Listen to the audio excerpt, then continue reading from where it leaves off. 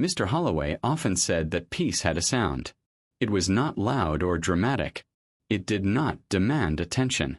It lived in ordinary things, the scrape of chairs against the kitchen floor, the murmur of overlapping conversations, the small feet running down the hallway on Saturday mornings.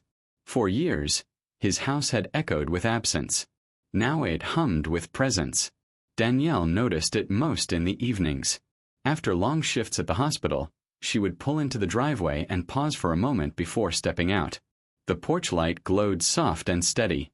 Through the front window she could sometimes see Jalin at the dining table, Kingston beside him with crayons scattered everywhere, the younger two arguing about whose turn it was to pick the bedtime story.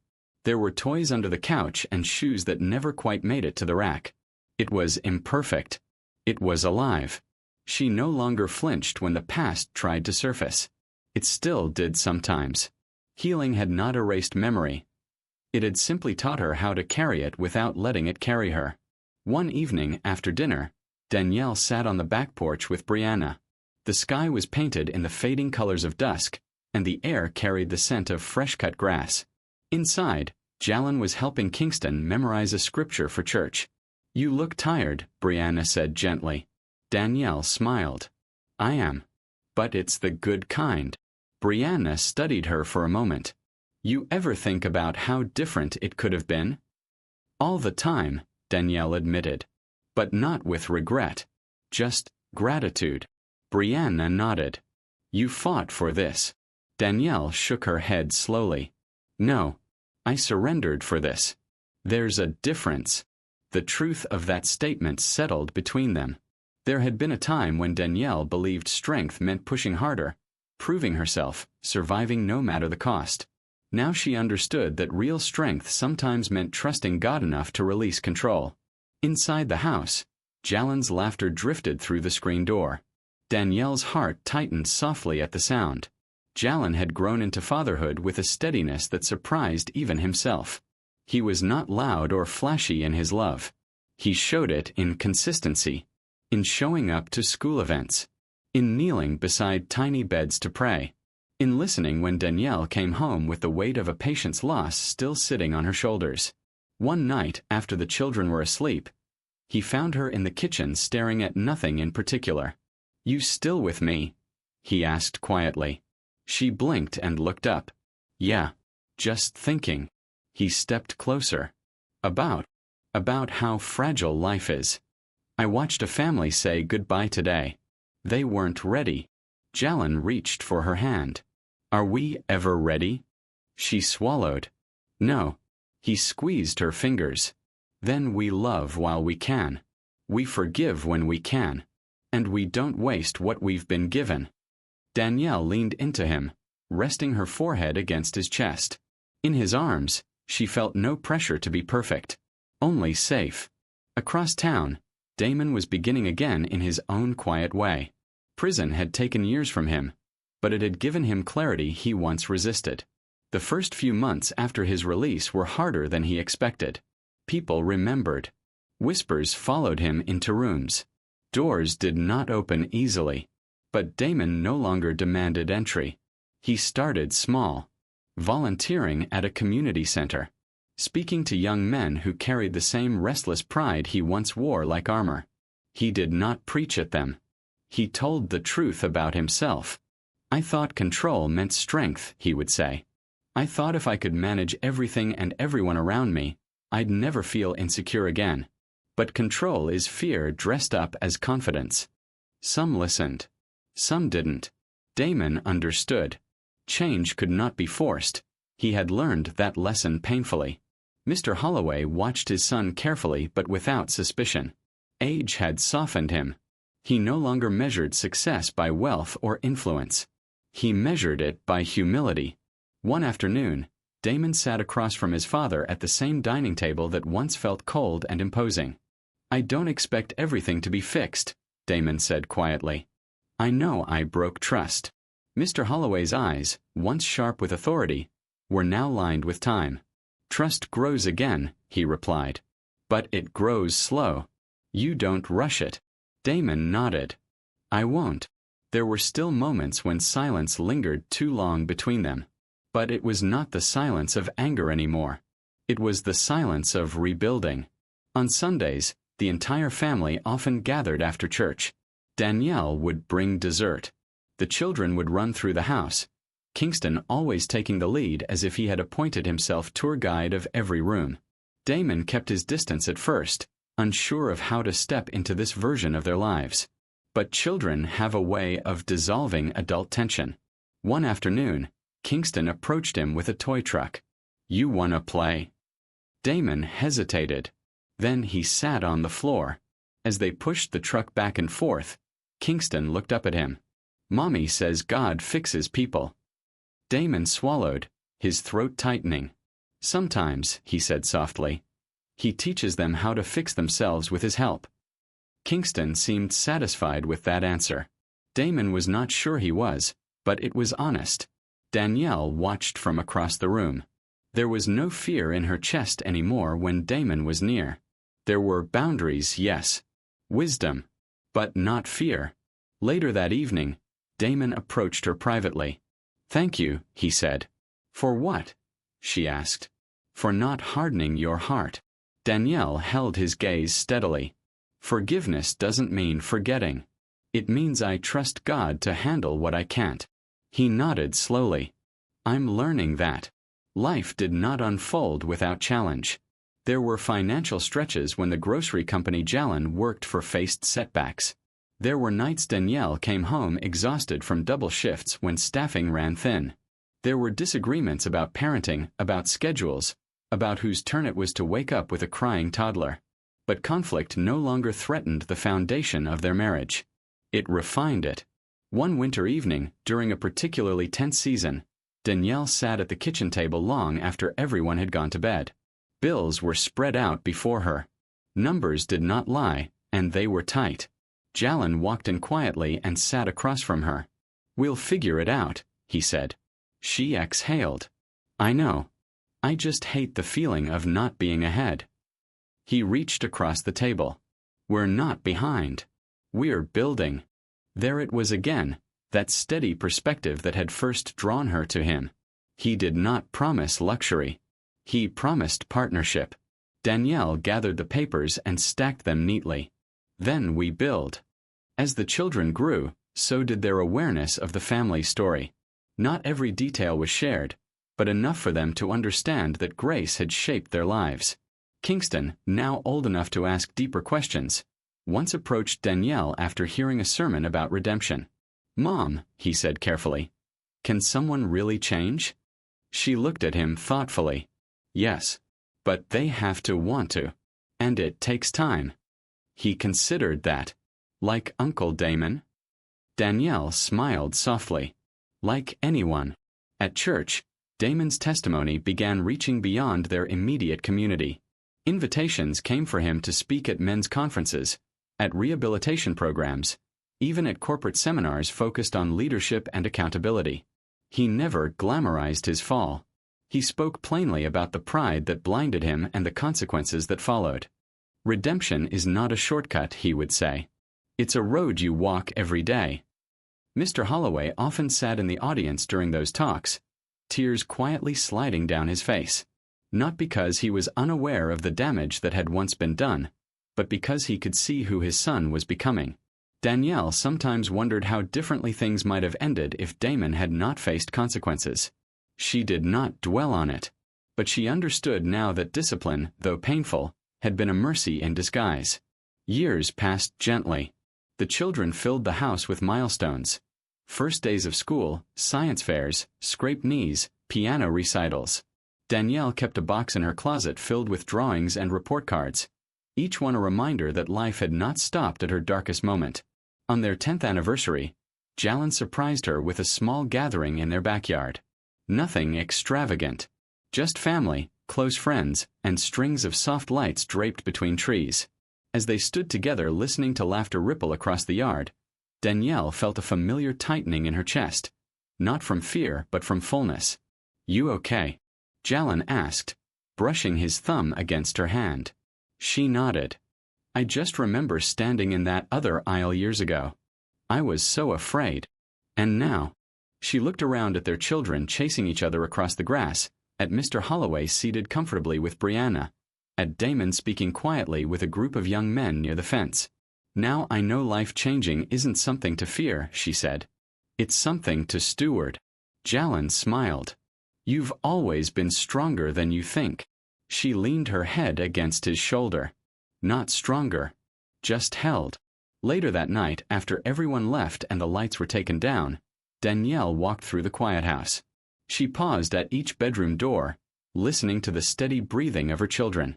In the living room, she knelt by the couch and whispered a prayer. Not for rescue, not for restoration, but for endurance. For the grace to keep choosing love daily. For the humility to apologize quickly. For the wisdom to guide her children well. Upstairs, Jalin stood in the doorway watching her. He did not interrupt. He understood that this quiet communion was part of what anchored their home. Damon, in his own apartment across town, knelt as well. His prayer was different but equally sincere. He asked for discipline, for vigilance against old patterns, for courage to confront men who reminded him of who he used to be. Mr. Holloway, sitting alone at his kitchen table, bowed his head in gratitude. Once, he had feared losing everything. Now he understood that what mattered most had never been possessions or status. It had been the people sitting around that table. Time continued its gentle movement, not rushing, not stalling. There were new challenges on the horizon. Career decisions, teenage years approaching, ministry expansions, health scares that required trust deeper than before. None of them arrived with warning. They rarely did. But the family no longer faced uncertainty with panic. They faced it together. Spring arrived gently that year, stretching light longer into the evenings and brushing the trees outside Danielle's kitchen window with new green. Change had never stopped visiting her life, but it no longer barged in unannounced. It seemed to knock now, waiting for her to open the door with steadier hands. Kingston was 13 when Danielle first noticed the shift in his voice. It was subtle at first, a crack in the middle of a sentence, a deeper note when he called from the other room. She paused in the hallway one afternoon, listening as he debated something passionately with his younger brother about fairness and rules. There was conviction in him. There was intensity. Danielle felt a familiar tightening in her chest. Not fear exactly, but awareness. Sons grew into men. And men carried choices that shaped generations. That evening, she found Jalin in the garage fixing a loose hinge on one of the cabinets. "He's growing fast," she said quietly. Jalin looked up. "They all are." "No," she replied softly. "Kingston is growing into something." Jalin set the screwdriver down. "You worried?" She considered the question carefully. "Not worried. Just aware." He wiped his hands on a rag and leaned against the workbench. "Awareness is good. It means we guide, not control." The word control lingered between them. It always would. Danielle nodded. "I want him to know strength doesn't mean dominance." "He will," Jalin said, "because he sees it lived differently." Inside the house, Kingston was helping his sister with math homework. He was patient, though she tested him. When she grew frustrated, he did not raise his voice. He started again. Danielle watched from the doorway, her heart softening. Later that week, Kingston approached Damon after church. "Can I ask you something?" he said. Damon, who had just finished speaking to a small group of men, nodded. "Of course." They stepped outside where the afternoon sun warmed the church steps. "Mom says people can change if they want to," Kingston began carefully. "But what if they don't realize they need to?" Damon took a slow breath. "Then life usually teaches them. Sometimes gently. Sometimes not." Kingston studied him. "How did you know you needed to change?" Damon did not rush his answer. "When I saw the damage I caused and couldn't blame anyone else for it." The honesty in his voice was steady. There was no performance in it anymore. Kingston nodded thoughtfully. "I don't ever want to hurt people like that." "Then learn humility early," Damon said. "It's easier than learning it late." Danielle watched them from a distance. There was something redemptive in the sight, not because the past was erased, but because it was being transformed into guidance. At the hospital, Danielle found herself mentoring younger nurses more often. She had regained not only her position but her reputation. Her name, once spoken with quiet controversy, was now associated with steadiness and compassion. One evening, a new nurse broke down in the supply room after losing her first patient. Danielle found her there, sitting on an overturned bin, tears streaming down her face. "I can't do this," the young woman whispered. "It hurts too much." Danielle crouched beside her. "It's supposed to hurt," she said gently. "If it doesn't, you've lost something important." "But how do you keep going?" "You don't carry it alone," Danielle replied. "You pray. You talk. You remember that your presence mattered, even if the outcome didn't change." The nurse looked at her with red-rimmed eyes. "How do you know that?" Danielle thought of her own seasons of loss, of humiliation, of rebuilding. "Because I've had to be rebuilt too." Word of Damon's outreach continued to spread. He began organizing small retreats for men who had been recently released from prison, focusing not just on faith but on accountability. He insisted on practical steps: financial planning, mentorship, community service. One evening after a session, a man approached him quietly. "I don't think I deserve a second chance," the man said. Damon's jaw tightened slightly. He understood that sentiment too well. "None of us earn it," he replied. "We receive it. Then we live like it matters."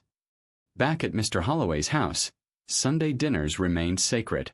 The long table was rarely empty now. Danielle's children had friends who often joined them. Laughter bounced off the walls. Stories overlapped. Even disagreements felt safe. Mr. Holloway sat at the head of the table, not as a patriarch demanding order, but as a grandfather listening. One night, as the plates were cleared, he tapped his glass gently. "I've been thinking," he began. The room quieted. "I spent most of my life building things that looked impressive. Houses, investments, a name. But the older I get, the more I realize the only thing that lasts is what you build in people." His gaze moved slowly around the table. "I'm proud of all of you. Not because life is perfect, but because you chose growth instead of bitterness." Danielle reached for Jalen's hand beneath the table. After dinner, as the children ran outside, Damon lingered behind. "Dad," he said quietly, "I've been invited to start a larger program. It would mean traveling more." Mr. Holloway looked at him carefully. "Is that what you feel called to do?" "Yes." "Then go," his father said. "But remember, impact means nothing if you neglect the people who keep you grounded." Damon nodded. "I won't." Change came again that summer when Jalen was offered a significant promotion at the grocery company. It would mean longer hours, more responsibility, and potentially relocating to oversee a new branch in another city. The offer sat between him and Danielle at the kitchen table long after the children were asleep. "It's a good opportunity," he said. "It is," she agreed. "But it changes things." She looked at him steadily. "Life changing again." He smiled softly. "You scared?" She considered it honestly. "Not of you. Not of us. Just of the ripple effect." They had built something stable. Uprooting it felt risky. "We don't have to decide tonight," Jalen said. But Danielle knew that indecision could become fear if left unattended. The next evening, they gathered the children in the living room and explained the possibility. There were mixed reactions: excitement about a new city, sadness about leaving friends. Kingston was quiet. Later, Danielle found him on the back porch. "You okay?" she asked. He shrugged. "I just started feeling like I belonged here." She sat beside him. Belonging isn't tied to a location. It's tied to people. He looked at her. "What if we move and everything changes?" She smiled gently. "Everything always changes. The question is whether we grow with it." He leaned into her side, no longer the tiny boy who once clutched her necklace, but still her son. They prayed as a family over the decision. Not for comfort alone, but for clarity. Weeks later, Jalen declined the relocation. He accepted a modified leadership role that allowed him to grow professionally without uprooting the family. Some colleagues questioned his choice.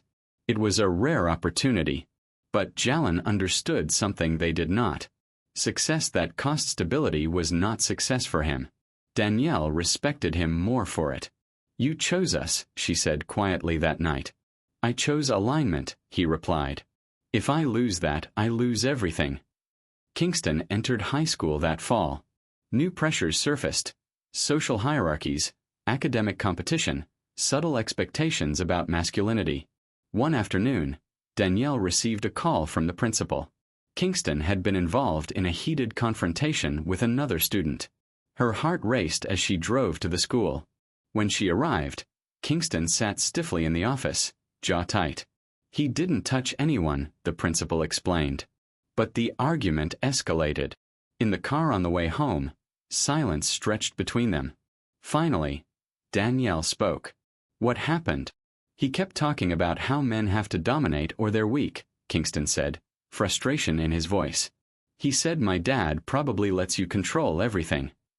Danielle inhaled slowly. "And what did you say?" "I told him that strength isn't loud. That it doesn't need to prove itself." She felt something both proud and cautious rise in her chest. "And when he didn't agree?"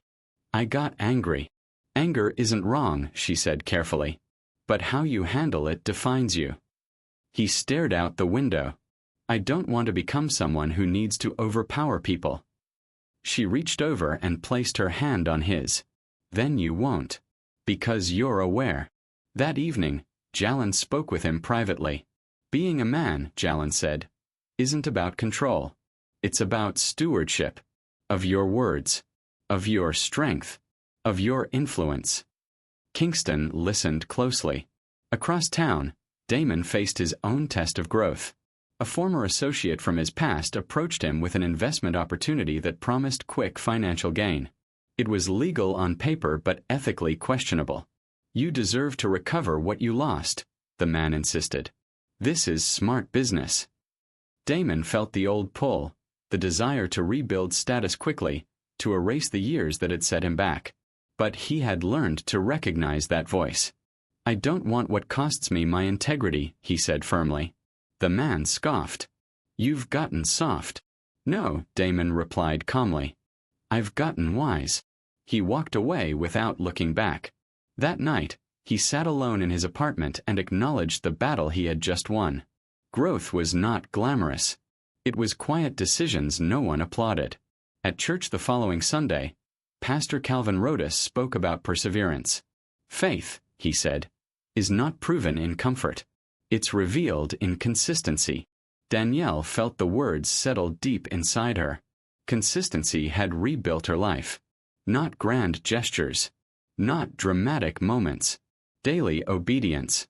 As the years continued unfolding, new chapters approached.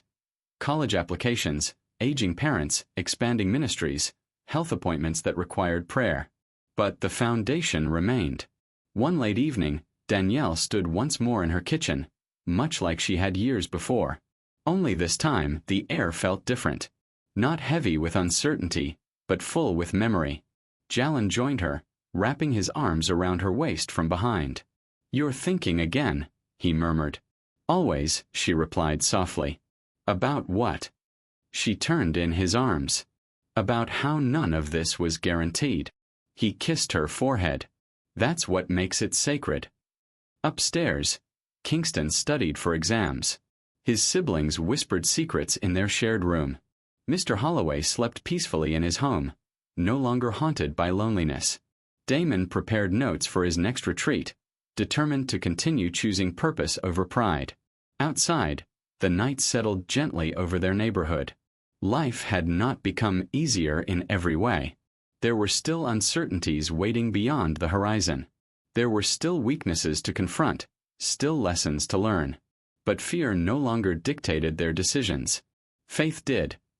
Autumn arrived with a quiet authority, brushing gold across the trees that lined their street and scattering leaves over sidewalks the children once raced their bicycles along. Danielle noticed how seasons no longer startled her. They shifted, they deepened, they moved forward. just like the life she had once feared would unravel beyond repair. Kingston was 16 when he began asking harder questions. Not about rules or curfews, but about purpose. He sat across from Jalen one evening at the dining table long after dinner had been cleared. College brochures lay scattered between them, their glossy covers promising futures in bold print. "I don't want to choose something just because it sounds impressive," Kingston said quietly. "I want to choose something that matters." Jalen leaned back in his chair, studying his son with calm eyes. "Impressive fades," he replied. "Impact remains." Kingston traced a finger along the edge of one brochure. "How did you know what mattered to you?" Jalen smiled faintly. "I didn't at first. I chased what looked secure. Then life taught me that security without integrity is hollow." Danielle listened from the kitchen doorway, drying the last plate slowly so she would not interrupt.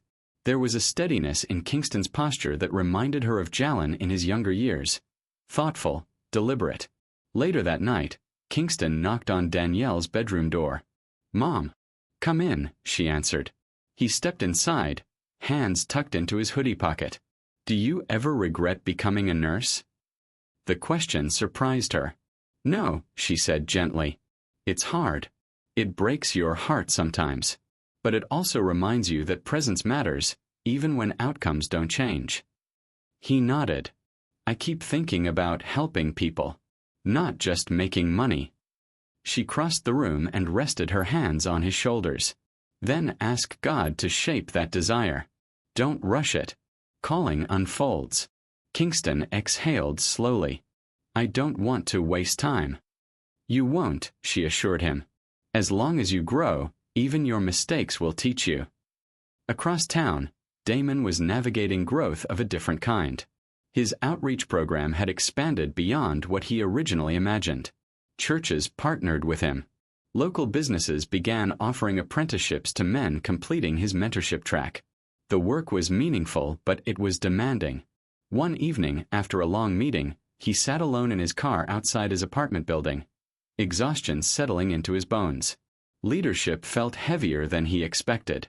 Not because of pressure to succeed, but because of the responsibility attached to influence.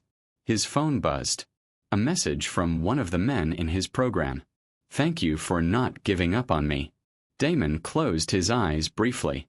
He understood now that influence was not about visibility. It was about consistency when no one applauded. He drove to Mr. Holloway's house unannounced that night. His father opened the door slowly, surprised but pleased. "You look tired," Mr. Holloway observed. "I am," Damon admitted.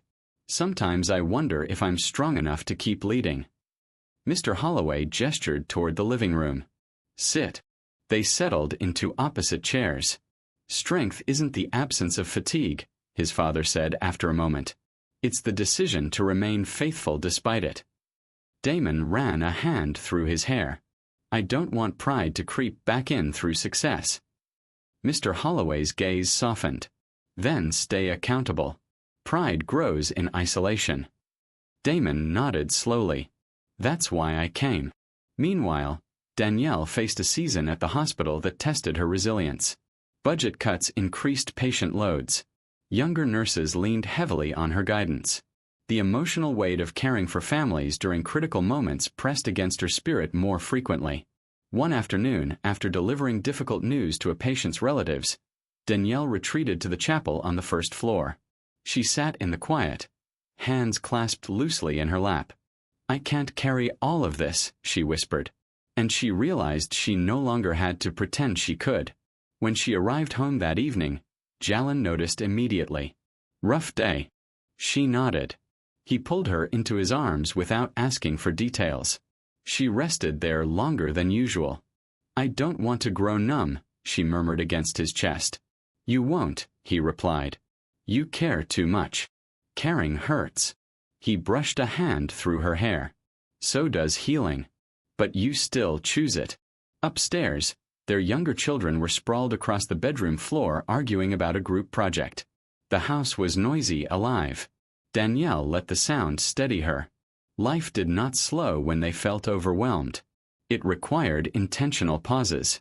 That weekend, the family drove to a nearby lake for a day away. No agenda. No responsibilities beyond presence. Kingston sat at the edge of the dock, feet dangling over the water.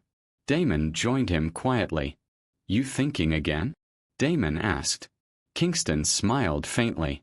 "Always. About how easy it would be to live for approval."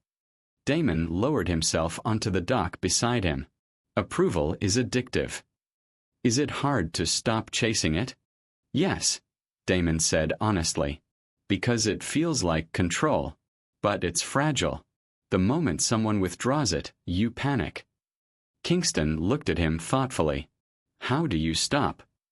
"You anchor your identity somewhere deeper." They sat in silence, watching ripples spread across the lake's surface. Back at the house, Mr. Holloway's health began shifting subtly. Nothing dramatic at first, just fatigue, a tremor in his hands when he lifted his coffee cup. Danielle noticed. "You should see a specialist," she urged gently.